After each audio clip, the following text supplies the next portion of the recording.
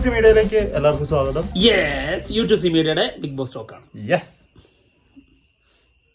സന്തോഷം കണ്ണു നിറയുന്നു. സത്യമായിട്ടോ. അതായത് കഴിഞ്ഞ വീഡിയോയില് കമന്റ് ഇടാനും ലൈക്ക് അടിക്കാനും പിന്നെ സബ്സ്ക്രൈബ് ചെയ്യാനൊക്കെ ഞങ്ങളൊന്ന് പറഞ്ഞു പോയി. ഞങ്ങൾ തമാശ പറഞ്ഞ, പക്ഷെ ഇത്രയ്ക്കും ആത്മാർത്ഥത ഉണ്ട് നിങ്ങൾക്ക് എന്നുള്ള കാര്യം അറിഞ്ഞൂടായിരുന്നു കേട്ടോ. ആത്മാർത്ഥത എന്ന് പറഞ്ഞു കഴിഞ്ഞാൽ ആത്മാർത്ഥമായ സ്നേഹം. ഐ ലവ് യു എന്നൊക്കെ പറഞ്ഞിട്ടോ നാണൊക്കെ വന്നു പോയി. സത്യമായിട്ട് ഒരു പ്രത്യേക ഒരു സുഖം, മനസ്സിനൊരു ഭയങ്കര ഒരു ഉന്മേഷമൊക്കെ കിട്ടിയിരുന്നു. അതെ, യെസ്, വി ആർ മോട്ടിവേറ്റഡ്. ഭയങ്കര വൈബായി അല്ലേ?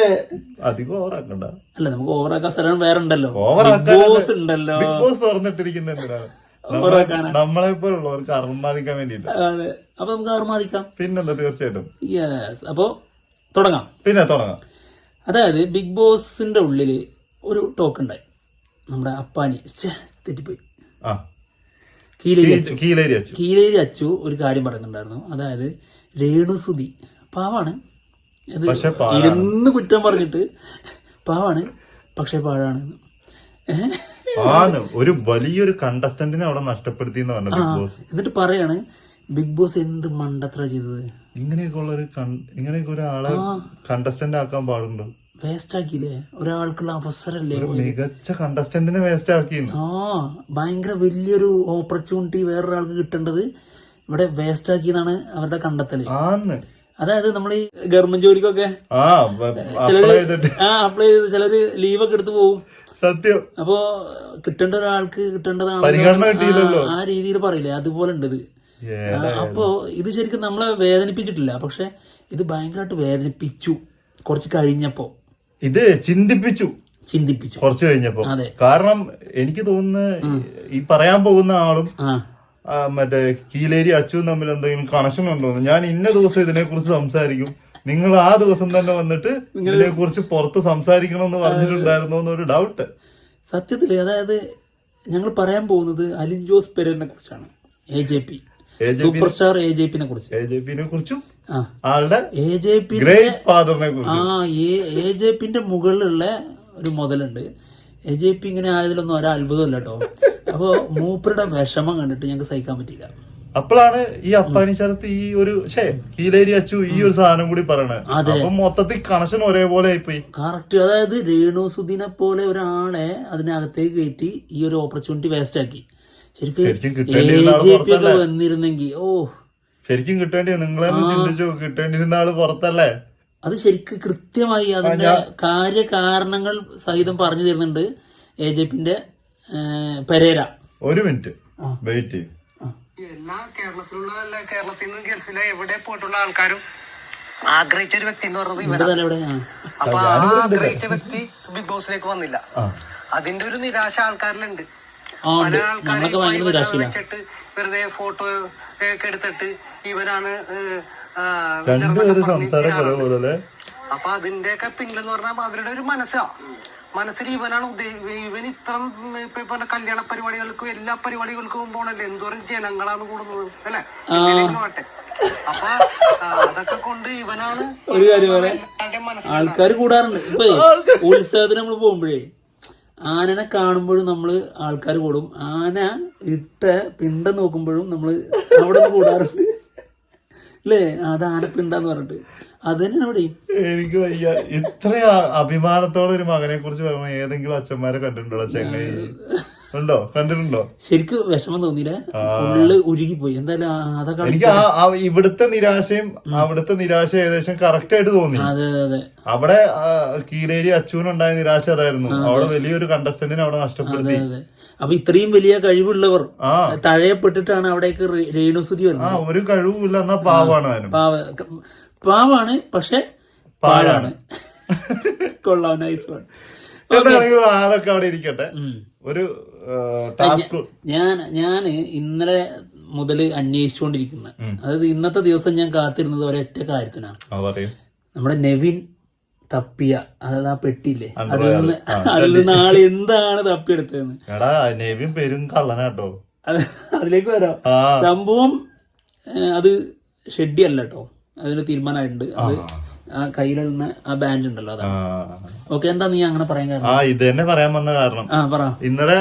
ഇന്നിപ്പം മറ്റേ ആര്യന്റെ കള്ളൻ എന്ന് പറഞ്ഞാൽ തമാശക്ക് പറയുന്ന കള്ളൻ കേട്ടോ, ആ കള്ളനാണ് ഉദ്ദേശം, അല്ലാണ്ട് ഒറിജിനൽ കാട്ടുകള്ളൻ അങ്ങനത്തെ സാധനം അല്ല. മനസ്സിലായോ? പെട്ടിക്കള്ളൻ. അങ്ങനെയും പറയാൻ പറ്റൂല. പിന്നെ പെട്ടിന്നല്ല ആ സാധനം എടുത്തത്, അതിന് കള്ളന്നല്ലാതെ പിന്നെ എന്താ പറയാ? നമ്മള് ബിഗ് ബോസിനകത്തുള്ള കാര്യമല്ലേ പറഞ്ഞോണ്ടിരിക്കുന്നത്. അത് ശരിയാണല്ലോ. അവിടുന്ന് ഒരു പേരെടുത്താലും അവൻ കള്ളനാണേ, ചോദിക്കാതെ എടുത്താൽ കള്ളൻ തന്നെയാണ്. കട്ടു തോറി പറയണം. വേറെന്ത് കട്ടു? വേറെ നമ്മുടെ ആര്യന്റെ ബാൻഡ്, ആര്യന്റെ ബാൻഡില്ലേ, അത് കട്ടെടുത്തോ? എടാ അവൻ കുളിക്കാൻ പോണ സമയത്ത് മറ്റേ മൈക്കിന്റെ ഇതില്ലേ അതിനകത്ത് ഇട്ടായിരുന്ന സാധനം അവൻ അടിച്ചു മാറ്റിയിട്ട് അവൻ വേറെ സ്ഥലത്ത് ഒളിച്ചു വെച്ചേക്കുവാ. അതുകൊണ്ട് ഒരു ഗുണമില്ല, വെറുതെ ഒരു രസത്തിന് ചെയ്തേക്കണ പണിയാ. എന്നിട്ട് ആ ഫണ്ട് എല്ലാവർക്കും എപ്പോഴും ഇഷ്ടപ്പെടൂല, അതോ മണ്ടന് മനസ്സിലായിട്ടില്ല. അത് നമുക്കറിയാലോ ആ സംഭവം. നമ്മളിപ്പോ എൻജോയ് ചെയ്യുന്നുണ്ട്. പക്ഷെ എല്ലാവർക്കും അവനവിടെ കിടന്ന് പെരുന്തപ്പലും അവനത് ഭയങ്കര ഡിസ്റ്റർബൻസ് ആയി ആര്യൻ. എന്നിട്ട് അവന്റെ കൂടെ തന്നെ വന്നിരുന്നിട്ട് ഫുള്ള് ആരെങ്കിലും എടുത്തോണ്ട് പോയതായിരിക്കും അങ്ങനത്തെ സാധനല്ലേ. ആ സാധനം ഭയങ്കര ഫണ്ണാണ്, സംഭവം ഭയങ്കര രസമായിട്ട്. പക്ഷെ അത് കുറച്ച് കഴിയുമ്പോ പറഞ്ഞില്ലെങ്കിൽ. അല്ല, ആര്യൻ ഇളകി എന്താപ്പോ? ആര്യൻ അവിടെ എന്തൊക്കെ ചെയ്യുന്നുണ്ട്? ആര്യനെ ചെയ്യണത് അത് ശരിയാണ് അല്ലേ? ചെയ്തതിന്റെ അനുഭവിച്ചിട്ടേ പോകും.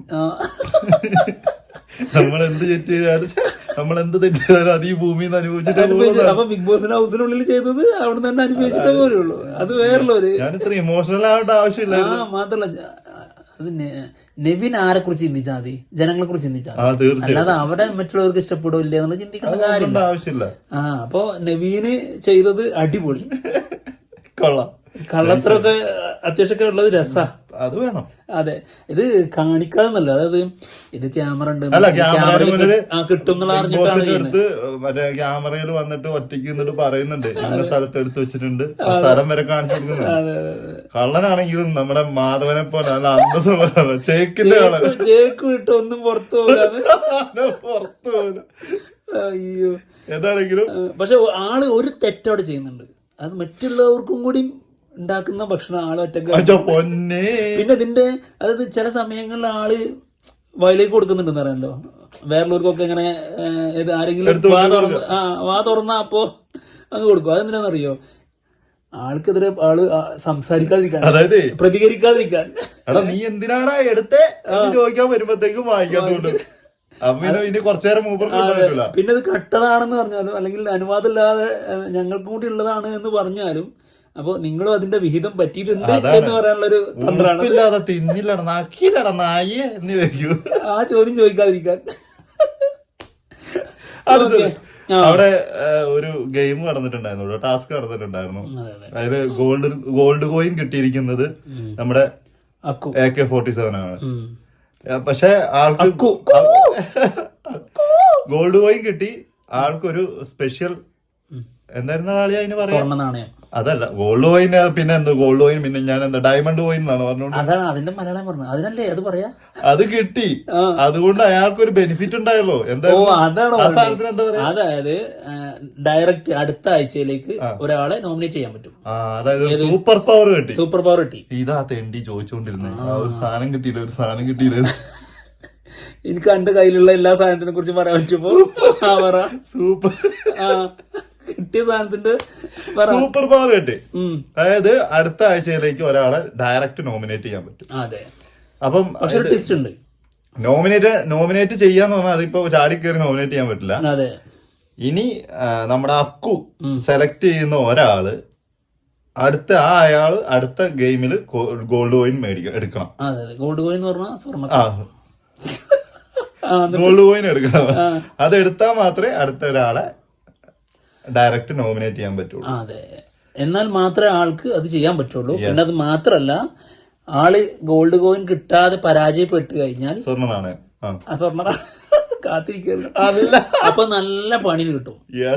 ഓക്കെ, എന്താണെങ്കിലും ഇതിന്റെ ഒപ്പം തന്നെ റെഡ് കോയിൻ ഉണ്ട്, ബ്ലാക്ക് കോയിൻ ഉണ്ട്. ഇപ്പൊ ഓൾറെഡി പറഞ്ഞിട്ടുണ്ട് ബ്ലാക്ക് കോയിൻ കിട്ടുന്നവർക്ക് പണി കിട്ടും എന്ന് പറഞ്ഞിട്ടുണ്ട്.